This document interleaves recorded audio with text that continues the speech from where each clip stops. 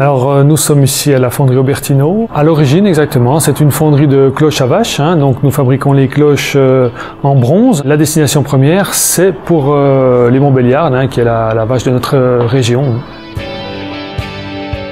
On peut décomposer trois grandes étapes de fabrication. Tout d'abord l'étape la plus longue qui est le moulage, c'est-à-dire qu'on prend du sable, on va le tasser autour d'un modèle. C'est du sable de carrière, du sable 100% naturel, et qui a une couleur noire parce qu'on utilise toujours le même, donc il est brûlé par la température du bronze en fusion.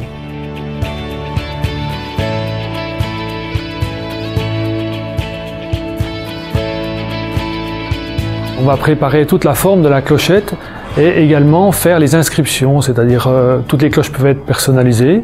Donc à l'aide de petites lettres, on va faire des dessins ou des inscriptions dans le moule en sable.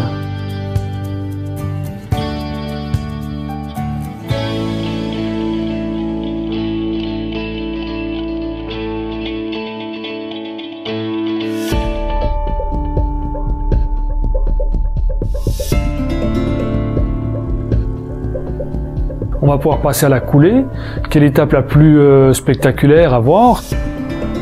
On va chauffer dans un creuset, une sorte de marmite, du métal en fusion, donc du bronze. C'est un mélange, un alliage de cuivre et d'étain. Donc ces deux matières premières, cuivre et étain, sont mis dans le creuset et chauffés pendant plus d'une heure et demie à peu près, pour arriver à la température de fusion qui est de 1300 degrés. À 1300 degrés, le bronze est bien en fusion, il est assez chaud, on va pouvoir le couler dans les moules en sable.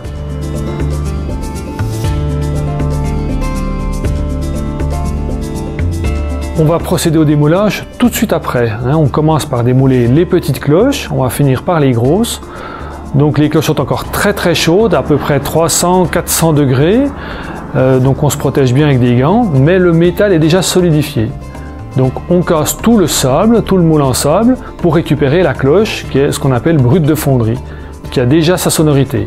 C'est la troisième et dernière étape, qui est la finition, donc qui va consister à meuler et barber la clochette pour enlever les bavures, à la brosser pour enlever les résidus de sable, puis le tournage à la volée pour donner la petite finition, c'est-à-dire les rayures brillantes sur la clochette. La qualité de ces clochettes, c'est leur sonorité. Et les variations de forme et de son, chaque fois qu'on change de forme et de taille, on peut avoir des sonorités différentes. Donc c'est ce qui fait la richesse et leur beauté aussi. Le bronze est un métal assez noble, et également leur décor. Après, la pose du battant viendra terminer le travail. Et la cloche est terminée.